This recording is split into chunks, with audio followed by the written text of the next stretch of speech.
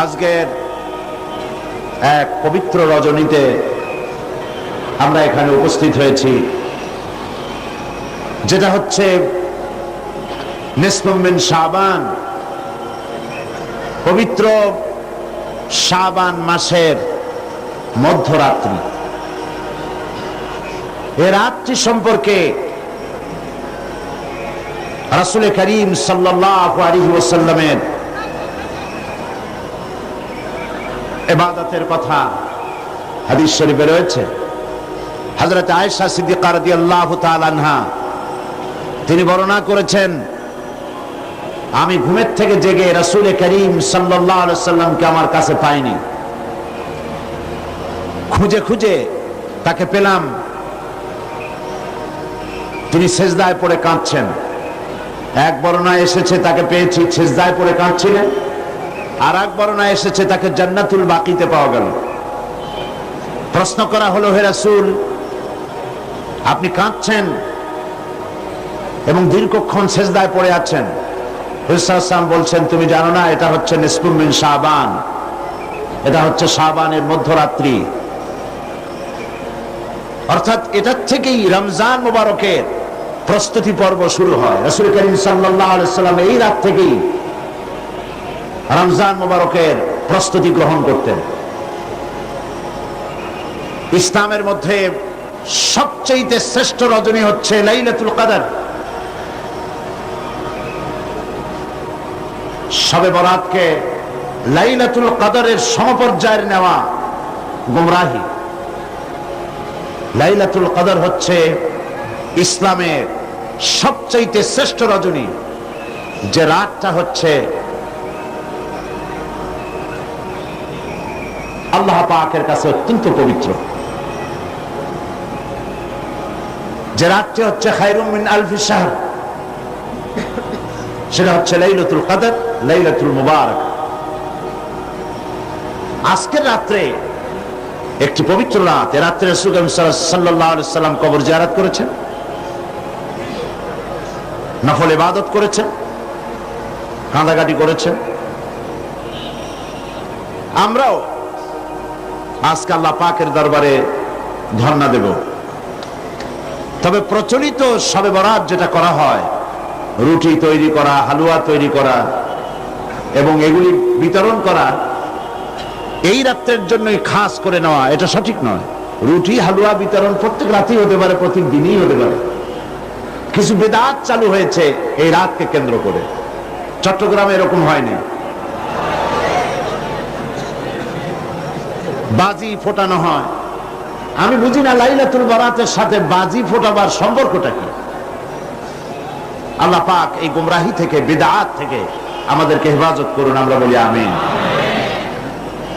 আজ পবিত্র রজনীতে এর থেকে শ্রেষ্ঠ ইবাদত আর কি হতে পারবে, যে আমরা আল্লাহ রাব্বুল আলামিনের কালাম, তার কোরআন থেকে আলোচনা করছি, বা জামাত নামাজ আদায় করেছি এবং করব ইনশাআল্লাহ। এবং এই লক্ষ জনতা আল্লাহ পাকের দরবারে ভিখারির মতো হাত উঁচু করব। আর কোরআনে কারীমের আলোচনার চাইতে শ্রেষ্ঠ মাহফিল, শ্রেষ্ঠ ইবাদত পৃথিবীর বুকে আর কিছু হতে পারে না। আমরা আজকে আমি আলোচনা করব, গতকাল ভূমিকা দিয়ে আমি শেষ করেছিলাম। আজকে আপনারা আরো আলোচনা শুনেছেন। আসলে তো এই আলোচনার কোনো শেষ নাই, আছে নাকি কোনো শেষ? আল্লাহ রাব্বুল আলামিন কোরআনে কারীমের ভিতরে বলেছেন, কুল্লাহু কানাল বাহরু মিদাদান লিকালিমাতি রাব্বি লানাফিদাল বাহরু ক্বাবলা আন তানফাদা কালিমাতু রাব্বি ওয়ালাউ জিনা বিমিসলিহি মাদাদা।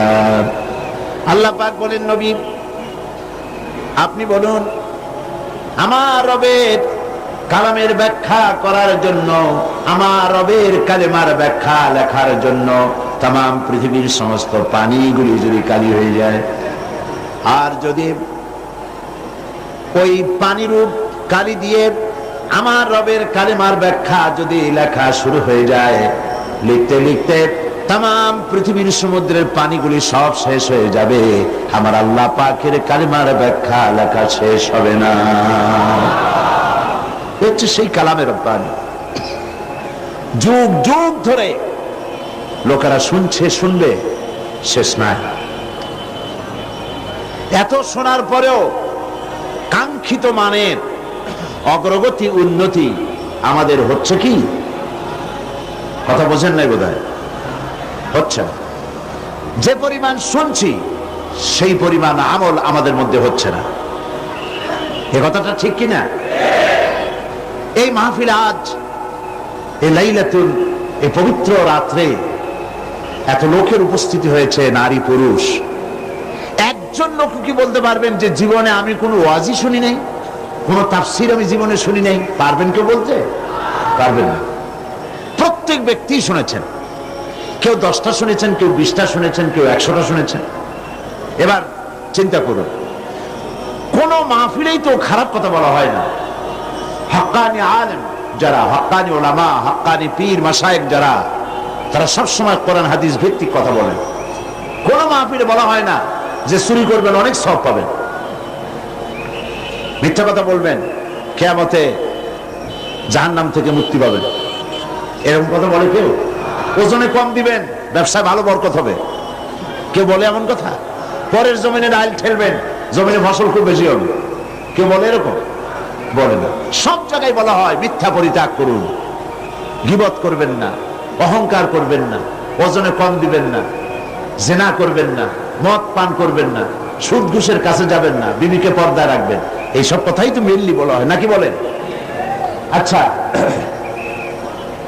জীবনে যদি কেউ 10টি মাহফিল শুনে থাকেন আর প্রত্যেকটি মাহফিল থেকে একটি করে ভালো কথা, কোরআন হাদিসের একটি করে কথা যদি আমরা জীবনে ধারণ করতাম, তাহলে 10টি ভালো কথা জীবনে ধারণ করা হতো, ঠিক কিনা? তাহলে আমাদের জীবনটা খারাপ হইতো না আরো সুন্দর হইতো? তাহলে কি বোঝা যাচ্ছে? আমরা যা শুনি পরিপূর্ণভাবে আমল করি না। গলতটা কোথায়? মুসলমানের সংখ্যা তো এখন কম না। এই মুসলমান এক সময় সংখ্যায় খুবই কম ছিল। সেই কম সংখ্যক মুসলমানেরা 8খানা শুকনো রুটি, একটুখানি খেজুর, 1 গ্লাস অথবা আধা গ্লাস, 1 ঢোক পানি খেয়ে রোম, শাম, পারস্যকে পদানত করেছিল। এটা ঠিক কিনা? অর্ধেকটা পৃথিবী মুসলমানদের পায়ের তলায় আসছিল, কথা ঠিক কিনা? আর সেই মুসলমানদের সংখ্যা এখন 130 কোটি পার হয়ে গেছে। কিন্তু আজ মুসলমানের সেই মর্যাদা আছে কি? না, সেই মর্যাদা নাই। পৃথিবীতে মুসলমানেরা সবচাইতে নির্যাতিত, অবহেলিত, নিগৃহীত। কারণ কি? আসুন মূলে ফিরে যায়। আসল কারণটা কোথায়? কি কারণে এই দুরবস্থা হয়েছে? আর কোন শিক্ষা গ্রহণ না করার কারণে এই দুরবস্থা হয়েছে? সেগুলি আজকে আলোচনা করার জন্য প্রবৃত্ত হব ইনশাআল্লাহ। ওমা তাওফীকি ইল্লা বিল্লাহ, আলাইহি তাওয়াক্কালতু ওয়া ইলাইহি উনীব। কোরআন শরীফ থেকে আলোচনা করার আগে সকলকে নিয়ে পড়লাম এই কারণে, শয়তান যেন কাউকে ওয়াসওয়াসা না দিতে পারে। শয়তানের ওয়াসওয়াসা থেকে আমাদেরকে কেউ রক্ষা করতে পারবে না। পারবে? শয়তানের ওয়াসওয়াসা থেকে পানাহ দিতে পারবেন কে? আল্লাহ পাক এই দোয়াটা শিখিয়ে দিয়েছেন যে আমার কাছে পানাহ চাও। আয় আল্লাহ পাক, আপনার কাছে শয়তানের ওয়াসওয়াসা থেকে পানাহ চাই, আশ্রয় চাই। বলুন আমিন। শয়তান আজকের এই মাহফিল যদি সফল হয়, তাফসীর মাহফিল প্রতি বছর সফল হচ্ছে, আজকের এবারের তাফসীর মাহফিল যদি সফল হয়, সবচাইতে কষ্ট হবে কার বলতে পারেন? সবচাইতে কষ্ট হবে কার? রাসূল করিম সাল্লাল্লাহু আলাইহি ওয়াসাল্লাম বলেছেন, ইয়াউমে আরাফা, ইয়াউমে আরাফা হজের দিনে শয়তানকে এত বেহাল অবস্থা আমি দেখেছি। এই রকমের বদসুরতে, শয়তানের সুরত তো এমনি খারাপ, শয়তান তো শয়তানের মতোই, এই রকমের বেকায়দার সুরতে এত বেহাল অবস্থা আমি কখনো তারে দেখিনি। সে মাথার চুল টেনে টেনে ছিটতেছে, গুসায় ছটফট করতেছে। কারণ কি? কারণ হচ্ছে ওকুফে আরাফা করছে যত লোক, এ সমস্ত হাজিদেরকে আল্লাহ পাক মাফ করে দিচ্ছেন। এত মানুষ আল্লাহ মাফ করতেছে, ওর কলিজা ভাইয়া শেষ হয়ে যাচ্ছে। সুতরাং শয়তান যেন কাউকে ওয়াসওয়াসা দিতে না পারে, সেজন্য আমরা আল্লাহর কাছে পানাহ চেয়ে নিলাম। পরম করুণাময় আল্লাহ রাব্বুল আলামিনের নামে শুরু করছি। ইয়া আইয়ুহাল্লাযীনা আমানু হাল আদুল্লুকুম আলা তিজারাতিন তুনজিকুম মিন আযাবিন আলীম تؤمنون بالله ورسوله وتجاهدون في سبيل الله بأموالكم وأنفسكم ذلكم خير لكم إن كنتم تعلمون يغفر لكم ذنوبكم ويدخلكم جنات تجري من تحتها الأنهار ومساكن طيبة في جنات عدن ذلك الفوز العظيم وأخرى تحبونها نصر من الله وفتح قريب وبشر المؤمنين صدق الله العظيم সূরা সাফ দ্বিতীয় রুকু। আল্লাহ রাব্বুল আলামিন ঘোষণা করছেন, হে বিশ্বাসীরা, তোমরা যারা ঈমান এনেছো শোনো, আমি কি তোমাদের কেমন একটি ব্যবসার কথা বলবো না, যে ব্যবসায় তোমাদেরকে জাহান্নামের পীড়াদায়ক শাস্তি থেকে রক্ষা করবে? এরকম একটি ব্যবসার কথা কি আমি তোমাদেরকে বলবো না? এর অর্থ হলো অবশ্যই বলবো। আমরা বলি আলহামদুলিল্লাহ। সে ব্যবসাটা কি? তুমিনুনা বিল্লাহ, আল্লাহর প্রতি ঈমান, রাসূলের প্রতি ঈমান এবং আল্লাহর রাস্তায় মাল এবং জান দিয়ে জিহাদ করা। যালিকুম খায়রুল লাকুম, এর মধ্যে তোমাদের কল্যাণ নিহিত। ইন কুনতুম তা'লামুন, যদি তোমরা বুঝে থাকো, এর মধ্যে কল্যাণ নিহিত। এই আয়াতে কারিমার উপরে আমরা আলোচনা করব ইনশাআল্লাহ। আমি আশা করি যে এই আলোচনার মাধ্যমে আমাদের ঈমানের ইজাফা হবে, আমাদের ঈমানের ত্রুটিগুলি ধরার সুযোগ হবে এবং ঈমান বর্ধিত হওয়ার সুযোগ আসবে। আল্লাহর কাছে আমরা তৌফিক কামনা করি, আল্লাহ যেন সে তৌফিক আমাদের দান করেন, বলি আমিন। আল্লাহ পাক বলছেন, হে বিশ্বাসীরা, তোমরা যারা ঈমান এনেছো শোনো, এমন একটা ব্যবসার কথা কি বলবো না, যে ব্যবসা তোমাদেরকে জাহান্নামের পীড়াদায়ক শাস্তি থেকে রক্ষা করবে। ব্যবসার কথা আল্লাহ পাক কেন বললেন? এই জন্য বলেছেন যে ব্যবসাটা এটা খুব হালকা পাতলা জিনিস না, সহজ জিনিস না। ব্যবসার জন্য মানুষের ঝুঁকি থাকে। ব্যবসা করতে গেলে তার মধ্যে কতগুলি জিনিস লাগে। 1 নম্বরে লাগে পুঁজি, 2 নম্বরে লাগে শ্রম, 3 নম্বরে লাগে মেধা এবং চিন্তা। অনেক কিছু ব্যবসা করতে লাগে। শুধু পুঁজি খাটাইয়া, মানি ইনভেস্ট করে, ক্যাপিটাল ইনভেস্ট করে যদি আপনি চুপ করে বসে থাকেন, আপনার ব্যবসায় লাভ হবে কি? না, হবে না। লাভ হওয়ার জন্য ব্যবসায় পুঁজি খাটাতে হবে, আর শ্রম দিতে হবে, চিন্তা ভাবনা করতে হবে, খোঁজ খবর রাখতে হবে, তাহলে ব্যবসায় লাভ হওয়ার সম্ভাবনা আছে। এখানে ব্যবসার কথা আরো এক কারণে বলা হয়েছে, মানুষেরা ব্যবসা করতে এবং ব্যবসায় লাভবান হতে আকাঙ্ক্ষা করে, আশা করে। ব্যবসার দিকে মানুষের ঝোঁক খুব বেশি। এখন পৃথিবীতে যত ব্যবসা আছে, প্রত্যেকটি ব্যবসার মধ্যে দুটি দিক থাকে, লস এন্ড প্রফিট, লাভ এবং বলেন লাভ এবং নোকসান, দুটি দিক থাকে। লস এন্ড প্রফিট দুটি দিক থাকে। আপনি ব্যবসা করলেই যে লাভ হবে এর কোন নিশ্চয়তা নাই, নোকসানও হতে পারে। আল্লাহ রাব্বুল আলামিন বলছেন, আমার সঙ্গে যে ব্যবসাটা হবে এটা এমন এক ব্যবসা, তিজারাতান লান তাবুর, আমার সঙ্গে যে ব্যবসা হবে এই ব্যবসায় নোকসানের, লসের কোনো সম্ভাবনা নাই। নোকসান হওয়ার আদৌ কোনো সম্ভাবনা নাই। আল্লাহ পাকের সাথে যে ব্যবসাটা হবে সেই ব্যবসাটা হবে কি? লাভ আর লাভ। সেই ব্যবসায় কি বলে? লাভ।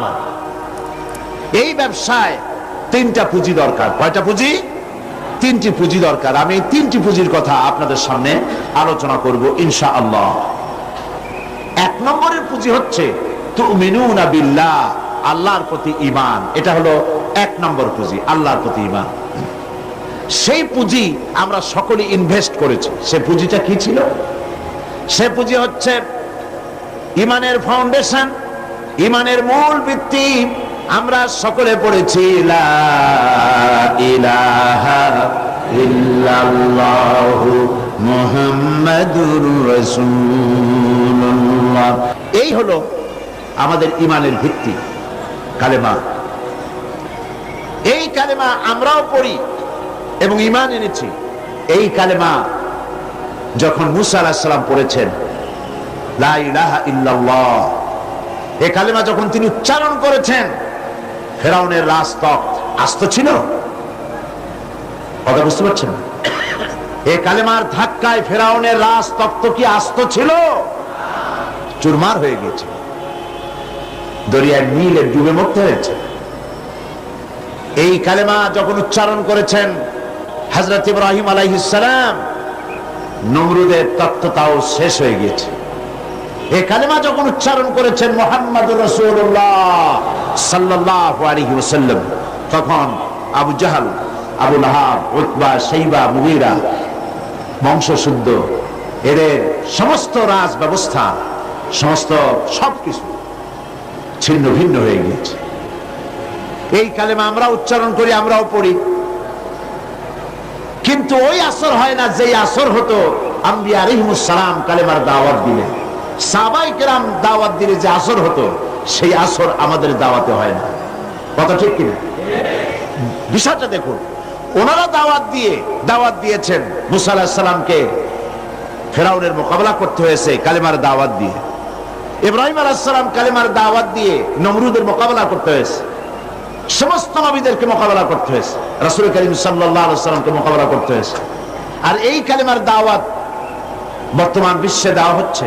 সেই দাওয়াতে লোকেরা ফুল পাচ্ছে, মালা পাচ্ছে। ওনারা দাওয়াত দিতে গিয়ে জেল হয়েছে, জরিমানা হয়েছে, অত্যাচারিত হয়েছে, হিজরত করতে হয়েছে। আর বর্তমান যুগের দাওয়াত দিতে গেলে সেই অবস্থা হচ্ছে না, বরং অন্যরকম হচ্ছে। সুতরাং বোঝা যাচ্ছে যে দাওয়াতটি আল্লাহর পয়গম্বরেরা যেভাবে পেশ করেছেন ওইভাবে পেশ করা হচ্ছে না। ঈমানকেও আমরা সঠিকভাবে অনুধাবন করতে পারি না। এই ঈমান কি শিক্ষা দেয়? আল্লাহর উপরে ঈমান আনলে সেই ঈমানদারকে কি শিক্ষা দেয় ঈমান, এই কথাটা আমি আপনাদের সাথে বলতে চাই। ঈমান বিল্লাহ, আল্লাহর প্রতি মানুষ যখন ঈমান আনে, তার প্রথম শিক্ষাটাই হচ্ছে ঈমানদারকে, ঈমান বিল্লাহ তাকে আত্মমর্যাদায় সমুন্নত করে, তাকে আত্মমর্যাদা শিক্ষা দেয়। সেটা কি? সেটা হচ্ছে ঈমান আনার আগে সে পাথর দিয়ে মূর্তি তৈরি করে তার সামনে মাথা নত করত, গাছের সামনে মাথা নত করত, সাপের সামনে মাথা নত করত, শক্তির সামনে মাথা নত করত, হাত দিয়া মূর্তি বানাইয়া তার সামনে নিজের ভালো মন্দ কামনা করত। এটা সে করত। কিন্তু যখন ঈমান আনলো, তখন কোরআন তাকে বলছে,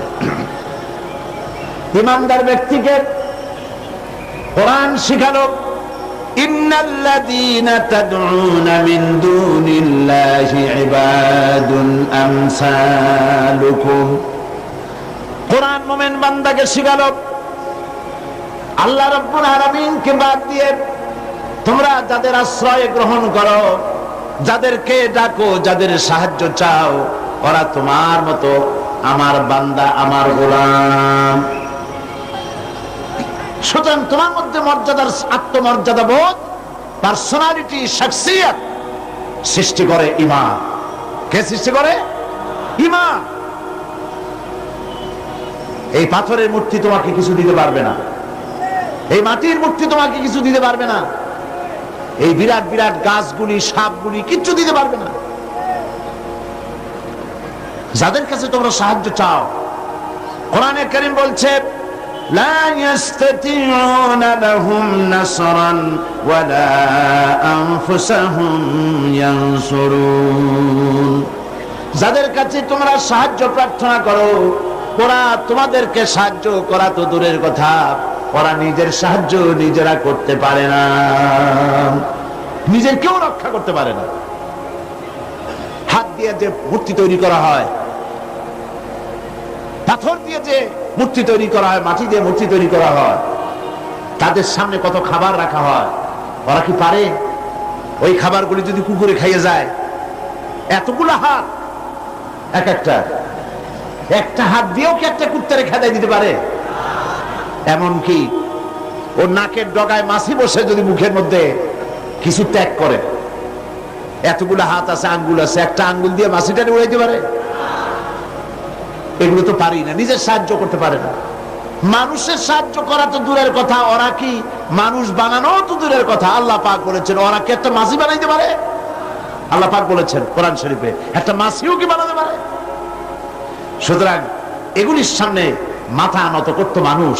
ঈমান তাকে শিক্ষা দিল, তাকে আত্মমর্যাদায় সমুন্নত করে দিল, পার্সোনালিটি দিল, যে সাহায্য কারো কাছে চাইতে পারবে না।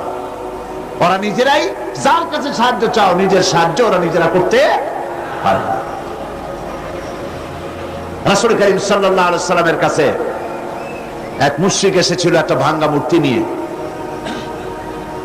হুজুর জিজ্ঞেস করেছিলেন যে তোমার এই মূর্তিটা ভাঙা কেন? সে বলেছিল যে এই মূর্তিটি, এটি তো আমার দেবতা, আমি এর পূজা করি এবং আমি যেন কোনো বিপদে না পড়ি সেই জন্য এর সাথে রাখি। প্রতিমধ্যে পেশাবের প্রয়োজন হলো, তো তাকে এক পাশে দাঁড় করায় রেখা আমি আমার কাজ সেরে এসে দেখি এর শরীর, সমস্ত শরীরটা ভিজা। তো ভাবলাম কোনো বরকতের পানি হবে, তো সে বললো যে এটা আমি চাটে খাওয়া আরম্ভ করলাম। তো চাটে খেতে গিয়ে দেখি যে কেমন দুর্গন্ধ লাগে। তো চিন্তা হলো বরকতের পানি দুর্গন্ধ হবে কেন? এরকম এসিডের মতো ঝাঁঝ ঝাঁঝ হবে কেন? দূরে তাকায় দেখলাম একটা কুকুর দাঁড়িয়ে আছে আর তার নিচের থেকে পানির ফোঁটা টপকাচ্ছে। তখন বুঝলাম কি বরকতের পানি এটা। বললো মেজাজটা খুব খারাপ হয়ে গেল। এরপরে বললাম তুই নিজেরই সাহায্য করতে পারো না, কুত্তার পেশাব দিয়ে বাঁচাইতে পারো না, আমার বাঁচাবি কেমনে?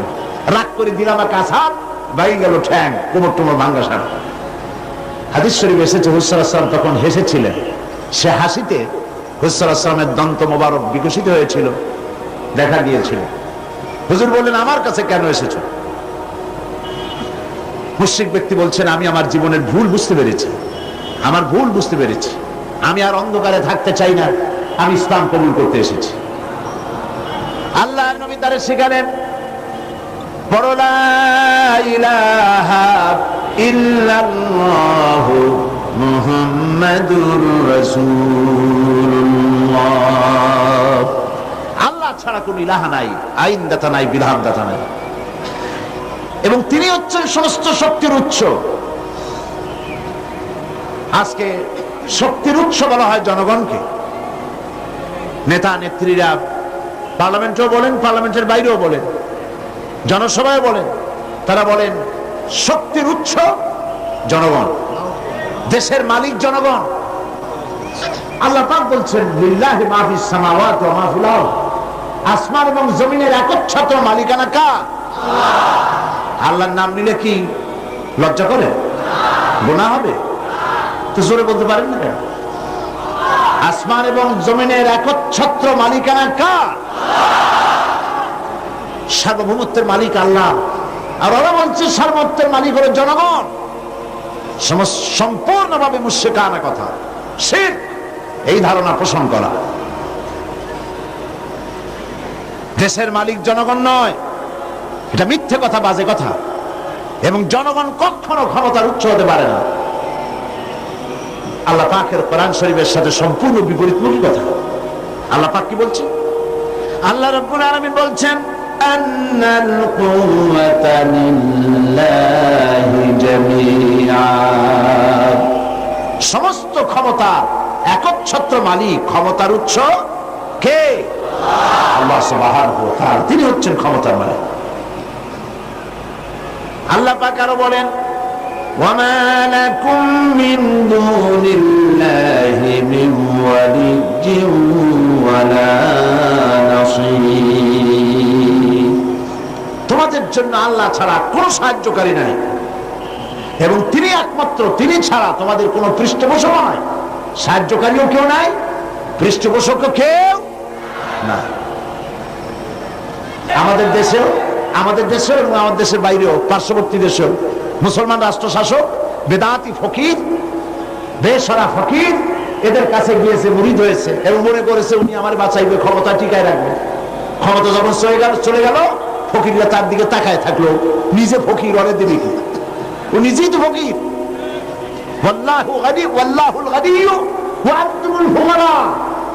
কেবলমাত্র বেনিয়াজকে যিনি কারো মুখাপেক্ষী নন, আর সব ফকির। সুতরাং তোমাদের কোনো পৃষ্ঠপোষক নাই, আল্লাহ ছাড়া কোনো বন্ধু নাই, অলি নাই, মনিব নাই, কেউ নাই সাহায্যকারী। কে ছাড়া? এবার দেখুন আল্লাহ রাব্বুল আলামিন তার হাবিবকে লক্ষ্য করে বলছেন وَإِنْ يَمْسَسْكَ اللَّهُ بِضُرٍّ فَلَا كَاشِفَ لَهُ إِلَّا هُوَ وَإِنْ يُرِدْكَ بِخَيْرٍ فَلَا رَادَّ لِفَضْلِهِ। আল্লাহ পাক বলছেন আল্লাহ যদি তোমার কোনো অকল্যাণ করতে চান, তোমাকে যদি কোনো বিপদে ফেলতে চান, তাহলে সেই বিপদ থেকে তোমাকে কেউ রক্ষা করতে পারবে না। আর আল্লাহ যদি তোমাকে কোনো ফজল করম করতে চান, অনুগ্রহ করতে চান, সে অনুগ্রহ প্রত্যাহার করারও ক্ষমতা কারো নাই। সুবহানাল্লাহ। এ কথা কাকে বলা হচ্ছে? আল্লাহ পাক বলছেন তার রাসূলকে, আল্লাহ যদি আপনার কোনো অকল্যাণ করেন, আল্লাহ যদি আপনার কোনো বিপদ দেন, সেই বিপদ থেকে আপনাকে কেউ রক্ষা করতে পারবে না। সুবহানাল্লাহ বলবেন না? আর আল্লাহ পাক যদি আপনাকে কোনো কল্যাণ দিতে চান, সেই কল্যাণ থেকে আপনাকে কেউ ফিরাইতে পারবে না।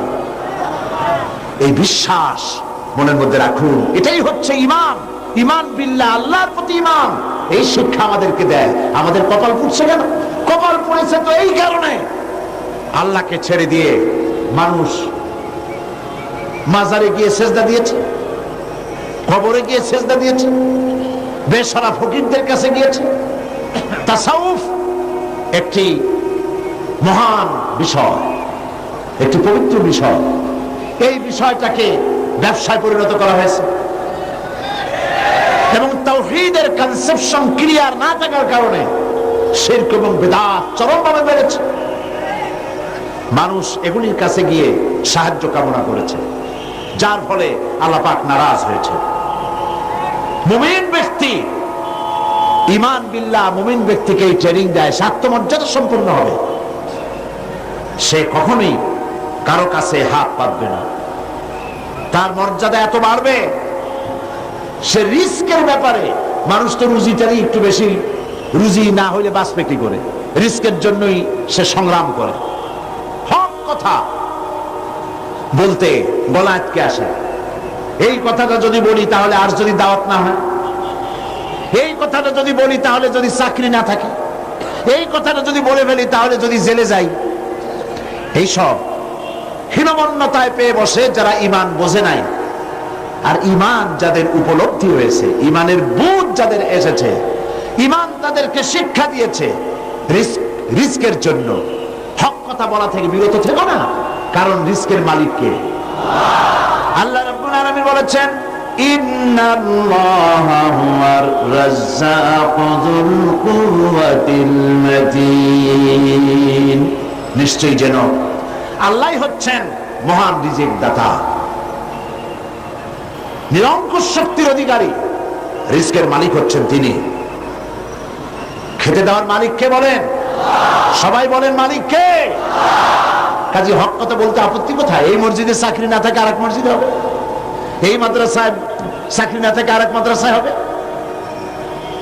এই চাকরি ছাড়া আল্লাহ আপনারা খাওয়াইতে পারবে না, এটা বিশ্বাস করেন নাকি? তাহলে হক কথা বলতে আপত্তি কোথায়? হক কথা বলার লোকের সংখ্যা কমে গিয়েছে, কথা ঠিক কিনা? হক কথা বলা হচ্ছে না বলেই তো সাহস পাচ্ছে ইসলাম বিরোধীরা, সাহস পাচ্ছে নাস্তিক আর মুরতাদেরা।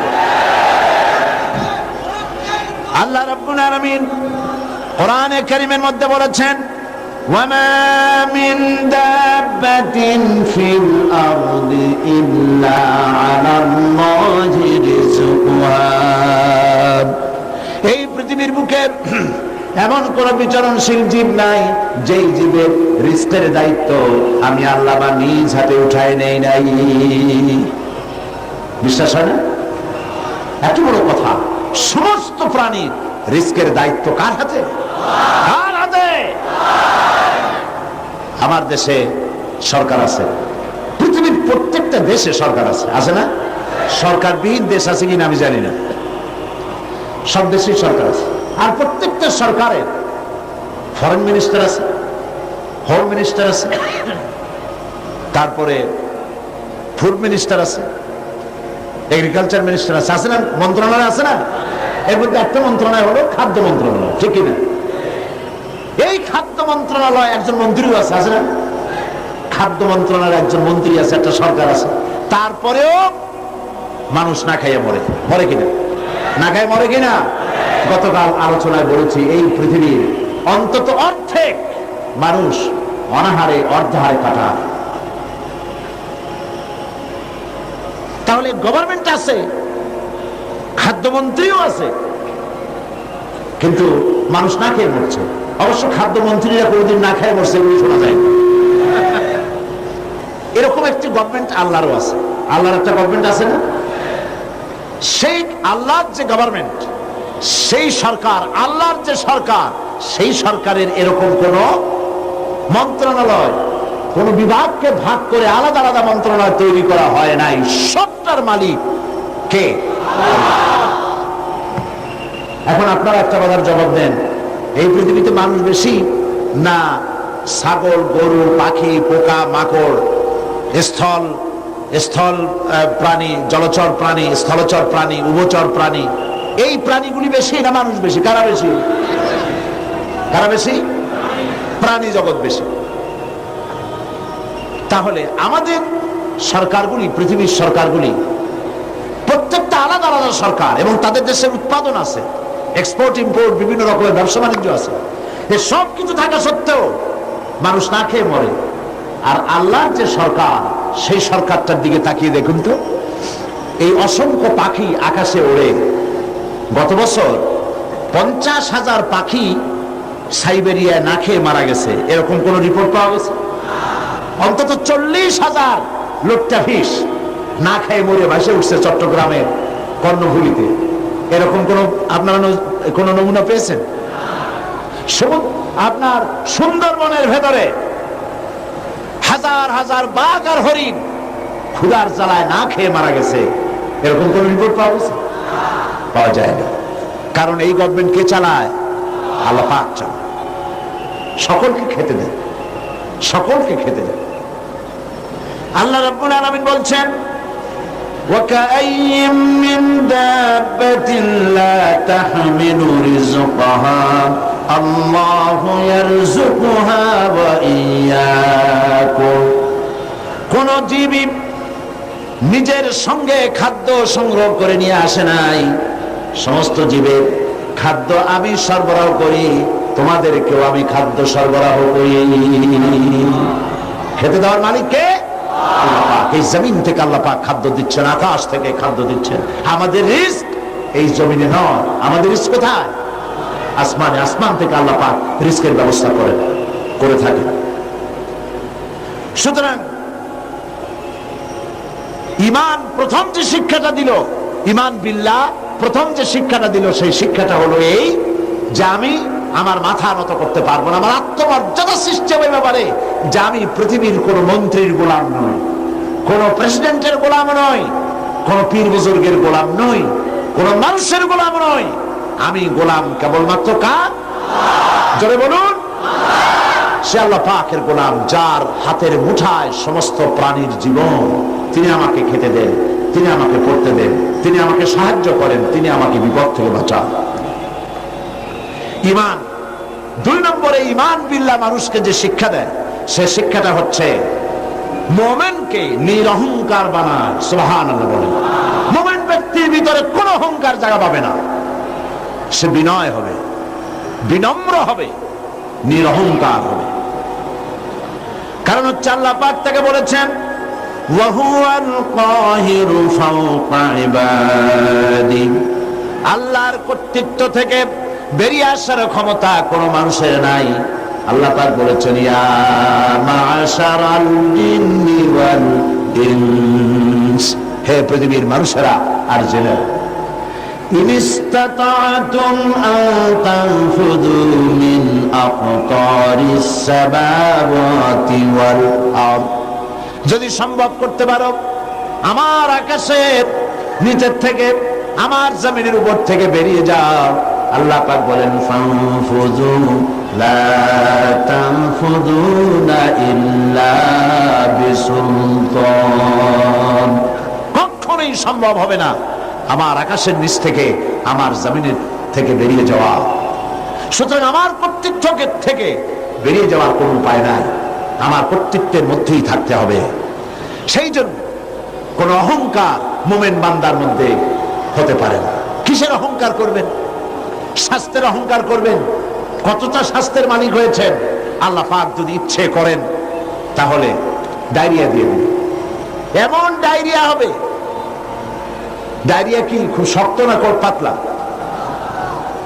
ডায়রিয়া পাতলা, যত বেশি পাতলা হয় কয় স্ট্রং ডায়রিয়া। এই পাতলা জিনিস কেমনে স্ট্রং হয় আল্লাহ জানে। এমন স্ট্রং ডায়রিয়া হলো সলিমুদ্দি কোথায় খুঁজেও পাওয়া যায় না। স্বাস্থ্যের মালিক। সুতরাং স্বাস্থ্যের বড়াই করবেন না, বিদ্যার বড়াই করবেন। কত বড় বিদ্যা অর্জন করেছেন, টাকার বড়াই করবেন। কত টাকার মালিক হয়েছে। আল্লাহ পাক যদি ব্রেনের মধ্যে টিউমার দিয়ে দেন, ব্লাডের মধ্যে ক্যান্সার দিয়ে দেন, আল্লাহ পাক যদি হার্টের মধ্যে মারাত্মক কোনো রোগ দিয়ে দেন, সারা পৃথিবী বিক্রি করবেন, ঔষধের পয়সা হবে না। আপনি তো জানেন না কত বড় নিয়ামত ভোগ করছেন। প্রতি মুহূর্তে শ্বাস ফেলছেন, শ্বাস গ্রহণ করছেন, নিঃশ্বাস ফেলছেন, শ্বাস গ্রহণ করছেন। এটা কি নিয়ামত নয়? বলেন, এটা কি নিয়ামত নয়? এই নিয়ামতটা আপনি বুঝেন না। এই নিয়ামতটা বোঝার জন্য যার শ্বাসকষ্ট আছে, শ্বাসকষ্টের রোগী আছে না, বোঝেন তো? শ্বাসকষ্টের রোগীর কাছে গিয়ে জিজ্ঞেস করেন, সে বলতে পারবে একটা শ্বাসের দাম কত। সুবহানাল্লাহ বলবেন না? সুতরাং আল্লাহ পাকের এই নিয়ামত, অর্থের নিয়ামত দিয়েছেন আল্লাহ পাক।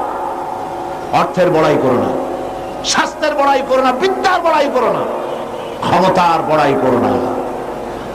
এই ক্ষমতা দেওয়ার মালিক আল্লাহ, আর সিনায় নেওয়ার মালিকও আল্লাহ পাক। মানুষ বোঝে না, মানুষ বোঝে না, ক্ষমতায় পাগল হয়ে বসে এবং সিংহাসনের চতুর্দিকে স্ক্রু নাক দিয়ে টাইট দিতে থাকে, যাতে কখনো এই চেয়ার ছাড়া না লাগে। চেয়ারের হাতল দুই হাত দিয়া ধরিয়া, দুই পাও দিয়া পায়ের সাথে ব্যাট দিয়ে পেঁচায়া মজবুত হয়ে বসে থাকে, নড়বই না। কিন্তু থাকতে তো পারবে না, কি বলে?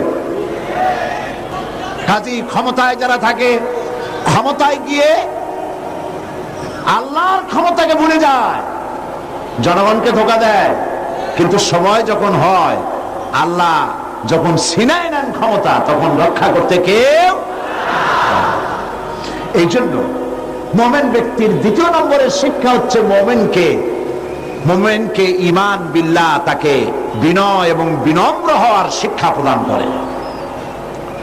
ঈমান তাকে শিখায় ওয়ামা বিকুম বিনিমাতিন ফামিনাল্লাহ।